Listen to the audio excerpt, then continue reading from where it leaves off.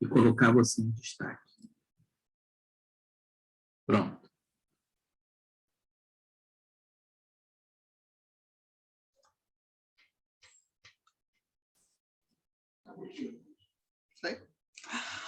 Olá, queridos, boa tarde. Na verdade, o presente é meu mesmo, né? A oportunidade bendita do trabalho é sempre um presente maravilhoso. Então, que Jesus esteja conosco, que todos os companheiros da nossa Casa de Jesus possam nos envolver em fluidos de muito amor, de muita paz. E hoje a gente precisa rogar a Maria de Nazaré, né? Porque quem mais entende desse assunto, na verdade, é a Maria de Nazaré, mãe de todos nós.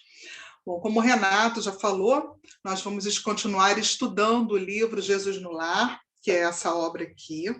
Essa obra foi psicografada em 1950 pelo espírito Chico Xavier, agora espírito, né, desencarnado, e foi ditado pelo espírito Neio Lúcio. Ela tem cerca de 50 capítulos, e o primeiro capítulo foi o que nós estudamos na semana passada com a Andréia Serra, quando falava do culto cristão no lar. É uma obra muito interessante, porque ela pode ser usada tanto para a infância, quanto para a juventude, quanto nas reuniões públicas, junto às famílias, porque ela tem conteúdos que valem para a vida toda, e o principal personagem, o protagonista dessa história é Jesus. A obra foi redesenhada pela Federação Espírita Brasileira, que foi a editora que publicou, porque ela era um livreto pequeno e eles fizeram esse livreto grande, maravilhoso, colorido, que dá muito prazer da gente estudar e entender. Bom, quem não pôde assistir a Andréia Serra na semana passada, pode acessar o nosso canal do YouTube, Centro Espírita Casa de Jesus. Tem mais de um Centro Espírita Casa de Jesus, graças a Deus, mas no Rio de Janeiro, até o momento, só foi descoberto o nosso. Então, vale a pena acessar lá e rever essa palestra da Andréia e todas as outras que são bem interessantes. Bom, Neio Lúcio fala da escola das almas. Quando a gente lê esse título, com conhecimento que alguns de nós já têm a respeito da doutrina espírita, logo pensa na Terra, essa grande escola que, na verdade, não deixa de ser um educandário, né? Um educandário maravilhoso, onde a gente tem a chance de estudar e de vivenciar dia a dia as situações para o nosso aprimoramento. Em alguns momentos a gente é colocado à prova nas situações, né? Nesse momento estamos num desafio coletivo, que é a questão da pandemia. E eu falo desafio coletivo porque o planeta todo está vivenciando cada um momento, mas todos nós estamos tendo que vivenciar essa história. Ano passado, no começo do ano, quando chegou para a gente aqui oficialmente, né, a pandemia, em janeiro, logo depois a gente foi comunicado que a gente precisaria ficar a partir de março em lockdown, né, que é o nome que se dá para quando só os serviços super, hiper, ultra essenciais funcionam e os demais precisam ser fechados, né, para que a gente possa não ter essa convivência todos nós juntos. E aí a gente precisou vir para casa para ficar ali recluso, né? E o que a gente precisou fazer nesse momento? Conviver com a nossa família, né? Com aqueles que dividem conosco a nossa casa. Nas obras da codificação, a gente pode encontrar um pouco mais sobre o conceito da Terra como essa grande escola, né? No Livro dos Espíritos, na Gênese, no Céu e Inferno, no Evangelho, quando a gente estuda sobre a pluralidade dos mundos habitados, quando a gente lê as histórias dos espíritos lá no Céu e Inferno, ou então quando a gente vê a escala dos mundos, né? Os mundos primitivos, de provas e expiações, regeneração, enfim, felizes, os mundos que estão lá. Bom, se a gente for no dicionário para a gente entender um pouquinho o que é escola, o dicionário diz para a gente que escola é uma instituição que fornece o processo de ensino para os alunos, com o objetivo de formar e desenvolver cada indivíduo em seus aspectos cultural, social e cognitivo. Se esse dicionário fosse um dicionário espírita, certamente teria uma imagem ali de um grupo de EJA, ou da nossa reunião pública, ou dos grupos de evangelização, ou das reuniões de atendimento espiritual, né, as chamadas reuniões mediúnicas. E ele agregaria uma outra palavra, além do aspecto cultural, porque a doutrina espírita nos traz conhecimento, além do aspecto social, que esse momento em que nós convivemos uns com os outros, nós formamos, né, outros grupos de amigos, né, reconhecemos muitas vezes a nossa parentela espiritual. Eu tenho muitos parentes espirituais na casa de Jesus. Essa questão do processo cognitivo que ajuda a gente a pesquisar. Quantas vezes a gente pega uma obra, até uma obra simples como Jesus no Lar, e fica assim, mas o que é isso mesmo? Que palavra é essa que Emmanuel colocou, que Kardec colocou ali, que Joana colocou? Então a gente precisa ir lá buscar para também desenvolver cada vez mais o nosso processo cognitivo. Então, se fosse um dicionário espírita, teriam essas informações. Mas e alma? O dicionário diz para a gente, dentre outras coisas, que alma é vida. Só que lá na questão 134 do Livro dos Espíritos, o Allan Kardec, codificador da nossa doutrina espírita, ele pergunta o que é alma. Ele não pergunta o que é a alma, e isso tem uma diferença absurda. E os espíritos dizem para a gente o seguinte, que alma é um espírito encarnado. Então, Escola das Almas, Escola dos Espíritos Encarnados. Renato, partimos para a música, para a prece final e encerramos o estudo. Basicamente, seria isso que a gente teria para conversar no dia de hoje. Só que o Neio Lúcio pensou de uma outra maneira. Jesus coloca para a gente o planeta Terra como essa grande escola mesmo, mas Neio Lúcio, em 1950, traz um outro caminho e diz para a gente que a escola das almas é a família. Jesus traz informação macro para a gente, e Neio Lúcio traz essa informação como uma escola menor, mas com grande poder, que é a família. E aí a gente passa para o assunto família seguinte. Família é o grupo de pessoas que partilham ou que já partilharam a mesma casa. Pessoas que possuem relações entre si de parentesco, de ancestralidade ou de afetividade. Só que cada um define família de acordo com o seu ponto de vista, com as suas experiências e com o seu olhar. Esse olhar é o olhar do dicionário. Só que aí a gente vai para Joana de Ângeles, aqui nessa obra, Estudos Espíritas, que é de 1982, psicografada pelo Divaldo Pereira Franco, e a Joana, ela dá um outro olhar para a história. Ela diz o seguinte para a gente, que família é uma pequena república fundamental para o equilíbrio da grande república humana representada pela nação. Ou seja, a família é a nossa primeira referência de sociedade, o primeiro espaço em que a gente aprende a dividir, a renunciar, a negociar, a compartilhar, a falar, a ouvir, a aprender e a ensinar. Quando a Joana de Ângeles diz que a família é a pequena república fundamental, essencial, básica para o equilíbrio, para que as coisas possam estar em equilíbrio na grande república humana, que é a nossa nação, ela está dizendo que a família é essa escola onde alguns indivíduos estão reunidos no mesmo espaço e que, quando eles vão para a sociedade, eles precisam fazer todas essas coisas que a gente precisa fazer em casa. Mesmo os que são filhos únicos precisam fazer, como no meu caso, precisa aprender a renunciar, a negociar, a compartilhar, porque ainda que eu não tivesse que fazer isso com os meus irmãos, eu precisava, em alguns momentos, fazer isso com os meus pais e com aqueles outros que conviviam comigo.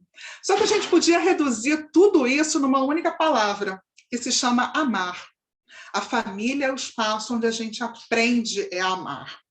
Joana de Ângeles continua falando um pouquinho mais e ela diz o seguinte, que o lar não pode ser configurado como uma edificação, como uma construção material capaz de oferecer segurança e paz aos que aí se resguardam. A casa, o espaço físico, é a argamassa, os tijolos, a cobertura, os alicerces e os móveis, enquanto o lar é a renúncia, a dedicação, o silêncio e o zelo que se permitem àqueles que se vinculam pela eleição afetiva ou pelo impositivo consanguíneo decorrente da união. Então, a Joana de Ângeles fala para a gente daquele trabalho que na evangelização a gente faz com os pequenininhos, para que ele desenhe lá a casinha dele, né? E a gente desenha aquela casa ali, quem não é dessa área, meio torta, meio troncha, né? Colocando lá as suas bases materiais e tudo aquilo que a gente pode pegar. Só que a Joana diz que o lar é além disso, é tudo aquilo que a gente não pode mensurar, que a gente não pode tocar, mas que está ali dentro da gente, que a gente sente, que a gente transborda, que a gente muitas vezes expressa não só na palavra, mas nas feições, né, quando as coisas acontecem. E ela diz mais do que isso, que é a eleição afetiva pelo impositivo consanguíneo ou pela decorrência da união. Ou seja, por aqueles que são sangue do nosso sangue, né? Que nasceram de nós, ou que nós nascemos deles, ou pela união, por aqueles que chegam ao longo da nossa caminhada, da caminhada deles, para se unirem a nós, porque são a nossa família e precisam estar conosco nessa encarnação. Só que a família é muito mais do que tudo isso, né? Ela é mais do que sonho, mais do que esse resultado genético, ela também envolve sonhos, envolve lutas, envolve muitos sofrimentos, às vezes, e muitos ideais, às vezes ideais separados. O Emmanuel, no livro Pão Nosso, que é da mesma época do Jesus no Lar, ele tem um outro olhar sobre a família. Eu estava até comentando como o Chico Xavier trabalhou em 1950, né? Psicografou 2 livros, né? Provavelmente tem mais, mas é porque eu fui buscar para dividir com vocês aqui essa informação. Então, o Emmanuel, através da psicografia do Chico Xavier, no capítulo intitulado Em Família, mensagem 117, ele diz o seguinte: como seremos benfeitores de 100 ou 1000 pessoas se ainda não aprendemos a servir 5 ou 10 criaturas? Então, como é que eu vou ser bom? E aí eu vou pedir licença para usar o exemplo desse espaço que é de grande parte da gente, né, da instituição espírita. Como eu serei essa pessoa boa, trabalhadora, dedicada aos 100 companheiros da nossa instituição espírita, se eu ainda não consigo ser benfeitor daqueles 4 ou 5 que dividem a casa comigo? É impossível, continua Emmanuel falando, auxiliar o mundo quando ainda não conseguimos ser úteis, nem mesmo a uma casa pequena, aquela que a vontade do Pai nos situou a título precário. Ele usa uma palavra bem forte, bem Emmanuel, né? É impossível auxiliar o mundo quando não conseguimos ser úteis. Somos úteis àqueles que dividem conosco a nossa casa? Porque essa casa, quem nos deu foi Deus. Né? Foi a nossa primeira oportunidade. E Emmanuel se refere à nossa relação com a família e à relação com os outros grupos de convivência. A gente também pode fazer essa relação não só com a casa espírita, mas com o trabalho, com a escola, com o curso, com o bairro, com o prédio, enfim, qualquer outro espaço. Né? Eu consigo ser útil na minha casa, assim como eu sou com esses outros companheiros. Muitas vezes eu consigo auxiliar um amigo na escola, no curso, ajudando ali a entender aquela matéria, ou no trabalho, num processo novo, eu entendo um pouco melhor e aí eu vou lá auxiliar, mas em casa, né? Eu tenho esse mesmo zelo, esse mesmo cuidado. É essa reflexão que Emmanuel traz para a gente. E na introdução ainda do Pão Nosso, né, naquela frasezinha que tem ali em cima, sempre uma frase referente ao estudo, Timóteo, em carta a Paulo, na introdução do Em Família, ele diz o seguinte: aprendam primeiro a exercer piedade para com a sua própria família e a recompensar seus pais, porque isso é bom e agradável diante de Deus. Quando ele fala dessa questão do pai, é porque, independente de quem esses espíritos, que são os nossos pais, eles se transformaram, eles se tornaram ao longo da sua existência, nós devemos gratidão a eles, porque eles nos deram a oportunidade bendita da vida. Porque eles permitiram que nós reencarnássemos através deles, por nos receberem como seus filhos. E se nós não fomos amados como nós gostaríamos de ser, se nós não tivermos materialmente tudo aquilo que a gente achou que era muito importante, eles deram o maior presente, que a gente tem, que é o presente da nossa vida, que é a oportunidade bendita da reencarnação. E através da reencarnação, a chance da gente desenvolver todos os bons sentimentos e também das conquistas materiais, mas principalmente dos bons sentimentos.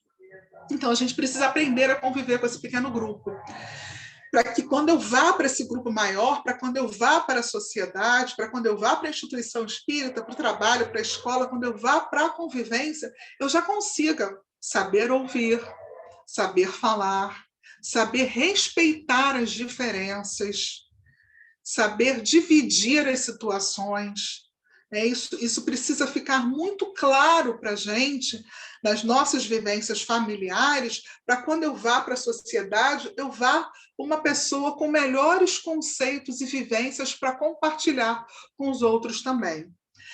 Porque depois da nossa casa, a segunda referência que nós temos é a da escola. Só que não é responsabilidade da escola passar para a gente os conhecimentos morais. Ela até faz isso a partir da convivência com as pessoas, mas é responsabilidade da família, é responsabilidade daquele agrupamento, sejam eles pais, mães, pães, né, que hoje tem a junção dos pais e das mães, dos avós, do tio, seja lá o título que essas pessoas tenham. Mas a responsabilidade de formar esses homens de bem, esses homens melhores, é da família. E é nesse agrupamento, nesse espaço que a gente chama de família, que começa a existir um dos momentos mais importantes da nossa existência, que é o momento do planejamento reencarnatório. É tão importante, tão importante, tão importante a família, que ela começa lá. Olha só, a Kátia vai reencarnar. Então, como é que vai ser isso, né? A gente precisa saber quem vão ser os pais dela, e daí a gente traça todo o resto da história, né? A gente tem casos muito interessantes nas obras de André Luiz e em outras obras. Tem um caso muito clássico que a gente usa muito junto ao setor de juventude, que é da reencarnação da Mariana, né? Que tinha toda uma história e, de repente, pelos arroubos da juventude, ela pega um outro caminho, e a reencarnação dela, de alguma maneira, é modificada. Então, é nesse momento do planejamento reencarnatório que vai ser decidido se eu precisarei ser acometido de alguma doença que vai me possibilitar a reforma íntima, repensar a minha existência, se vai ser de um trabalho de ordem material que eu vou precisar desenvolver, não só para o meu sustento daqueles que vivem comigo, mas para eu repensar algumas questões, ou junto da instituição que eu participo, religiosa, enfim, algumas coisas elas estão ali pré-definidas, pré-agendadas, digamos assim, pela espiritualidade. E é nesse momento que os espíritos definem quem são aqueles 2 ou 5 que a Emmanuel falou lá atrás no Pão Nosso. Então, pois é nesse momento que são definidos esses. Só que a gente precisa saber e ter muito claro que a gente está aqui por conta da família e por ela. Nós reencarnamos por causa da família, estamos aqui pela família, porque é o nosso dever prioritário, é o nosso dever primeiro, é o nosso dever mais importante, é o maior compromisso que nós temos, que é onde nós reencontramos aqueles espíritos que nós já tivemos lá, as nossas existências com eles, nossas idas e vindas. E aí, nessa jornada, é uma jornada evolutiva em que nós vamos reencontrá-los. Aquelas pendências que a gente não conseguiu ajustar, aqueles cuidados que a gente não conseguiu ter, aquele zelo que a gente não conseguiu desenvolver, está ali. A oportunidade é essa. E é nesse espaço também que a gente desenvolve o nosso senso moral. E aí eu fui buscar um dicionário também, eu busquei sempre as palavras-chave no dicionário para que as coisas ficassem bem definidas para a gente. O que é moral?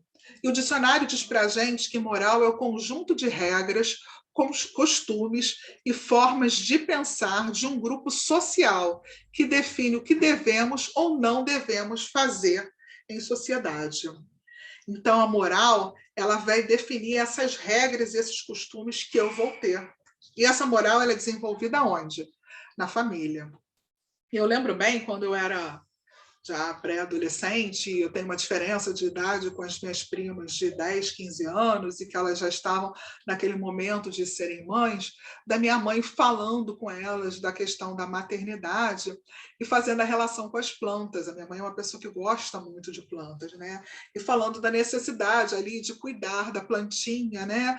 De como diz a música, espiritarar a terra e plantar a semente, então, de cuidar daquela terra, de regar aquela planta. Se ela não está crescendo direitinho, vamos colocar ali uma varetinha com ela e prender ali com um barbantezinho para que ela possa crescer reta, né? Então, de fazer essa relação com a criança. Então, quando a criança chega para a gente precisa fazer isso também. Dá um trabalho absurdo. Quem é pai, quem é avô, quem é tio, quem é evangelizador, sabe o trabalho que isso dá. Mas, como diz o nosso companheiro de instituição espírita, Alfredo Moreira, quem estragou que conserte. Então, estamos ali para ajustar esse relacionamento, né? Esse reencontro com o nosso passado. E nenhum de nós vai sair dessa existência vitorioso se não conseguir trabalhar as diferenças com esses espíritos, porque a gente está aqui por causa disso. Se a gente não conseguir rever as nossas posturas, as nossas diferenças, as nossas falas, a nossa predisposição com eles, exercitar o perdão ao outro, mas também o auto-perdão. Se a gente não fizer o uso da autoeducação e proporcionar também educação para o outro, né? Fazer como Jesus disse, seja o seu falar sim, sim, não, não. Então, todas essas coisas elas são importantes que sejam vivenciadas nesse pequeno agrupamento. Porque a nossa grande vida em família é um grande convite para essa autoeducação, para a reeducação de cada um de nós, né? O reencontro com esses espíritos faz parte da nossa história. E é um convite que Deus nos faz para a nossa ação, para a nossa reforma íntima, né? Para nos colocarmos em movimentos e proporcionarmos o movimento ao outro, para que ele também se reforme. Então, a gente precisa ter ciência de tudo isso, mas, acima de tudo, consciência, para que essa transição aconteça, a transição de cada um de nós e, lá na frente, a transição do coletivo. E é por isso tudo que nem o Lúcio diz que família é a escola das almas, porque ela é um curso intensivo de aprimoramento da alma. E aí a gente vai pegar alguns trechos aqui do Escola das Almas para que a gente possa compartilhar com vocês como é que foi essa conversa de Jesus com a sogra de Simão Pedro. Eles estavam na casa de Simão Pedro e a sogra de Simão Pedro foi perguntar para Jesus o que vinha a ser a nossa vida no lar. Não se sabe se a sogra de Simão Pedro estava com algum desafio, com alguma dificuldade, não se sabe exatamente o que estava acontecendo. Mas ela queria saber o que era a vida no lar. E ela falava, iniciamos a tarefa entre flores para encontrarmos depois uma pesada colheita de espinhos. No começo é a promessa de paz e compreensão. Entretanto, logo após surgem pedras e dissabores. E aí me lembra Emmanuel lá no Vida e Sexo, quando ele fala do namoro, né? Que é aquela fase do suave, doce encantamento, que a gente muito estuda isso nos grupos da juventude, né? E foi isso que a sogra de Simão Pedro trouxe aqui para a conversa, falando que no começo são promessas de paz, de compreensão, logo aparecem as pedras e os dissabores, acontecem os desafios, né? As situações começam a se apresentar. E aí Jesus responde para ela que o lar é a escola das almas, o templo onde a sabedoria divina nos habilita pouco a pouco ao grande entendimento da humanidade. A gente não sabe ao certo se Emmanuel, Joana de Ângela e Zineio Lúcio conversaram para poder fazer essa definição de família, mas estão todos meio que falando a mesma coisa, né? Quando ele diz que é o templo onde a sabedoria divina nos habilita, pouco a pouco para o entendimento da grande humanidade. Exatamente o que a Joana falou ali, da referência de sociedade, e assim como Emmanuel também falou ali no Em Família. E aí pergunta, Jesus pergunta para ela, o que você faz, né? Eu vou falar numa linguagem mais simples aqui, pedindo licença a Jesus. O que você faz no começo quando você vai servir as lentilhas na refeição?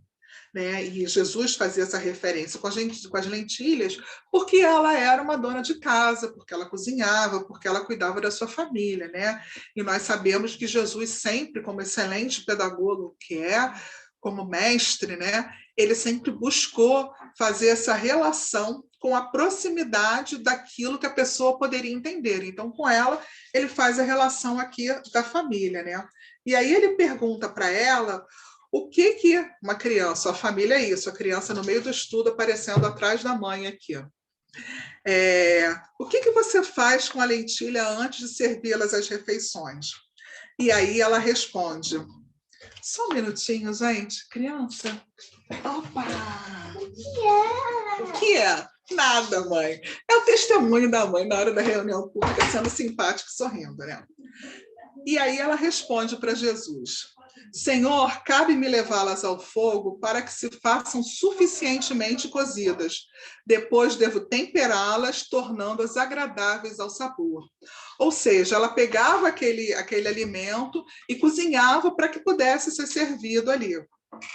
E aí ele pergunta com relação ao pão. O que ela fazia com o pão para servir junto com as lentilhas? E aí ela fala para ele, antes de entregá-la ao consumo caseiro, compete-me guardá-la ao calor do forno. A gente sabe que a massa precisa desse processo, né, de fermentação. Quem cozinha, quem faz pão, sabe que ela precisa, quem faz pizza, desse momento ali da fermentação para ir ao forno. O que acontece quando a gente coloca a comida no forno, né? Ela sofre ali com calor e ela se transforma numa comida saborosa que vai ali nos ajudar na alimentação do nosso corpo físico. E Jesus continuou falando. Há também um banquete festivo na vida celestial, onde nossos sentimentos devem servir à glória do Pai. O lar, na maioria das vezes, é o cadinho santo ou forno preparador. O que nos parece aflição ou sofrimento dentro dele é recurso espiritual. Então, o lar é aquele momento do cadinho reformador, né? Que é aquela panela que você coloca ali, aquela panela de ferro que sofre aquele calor, ou aquele forno quente para que aconteça a transformação.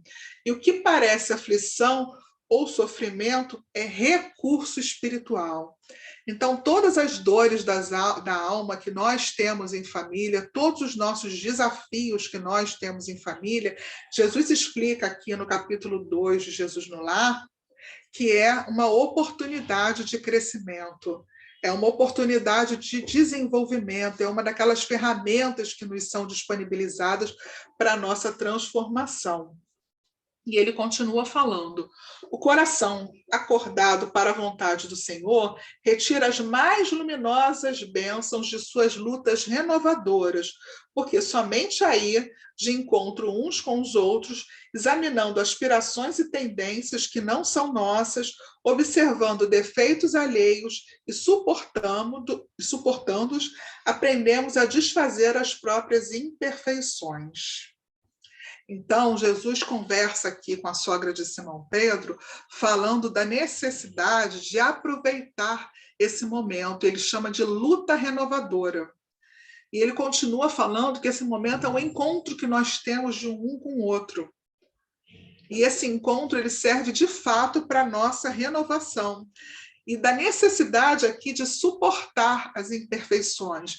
E esse suportar não é ignorar, é entender que o outro ainda não consegue fazer diferente, que o outro ainda se comporta dessa maneira que tanto me faz mal, que tanto me incomoda, que me angustia, que me tira a noite de sono, que me faz ter pressão alta, porque o outro ainda não consegue se modificar, porque ele ainda está num estágio diferente do meu.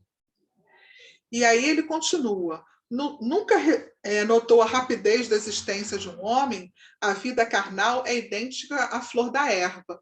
Pela manhã, emite perfume e à noite desaparece. O lar é um curso ligeiro para a fraternidade que desfrutaremos na vida eterna. Sofrimentos e conflitos naturais em seu círculo são lições.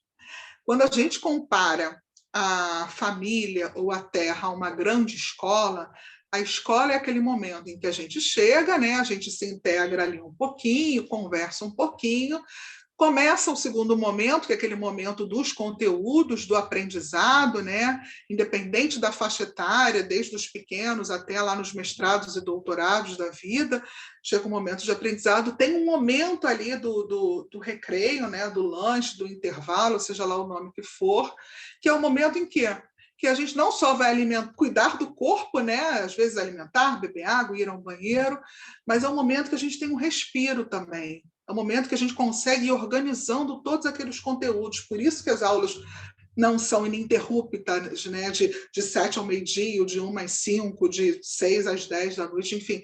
Elas têm esses momentos porque nós precisamos desse momento.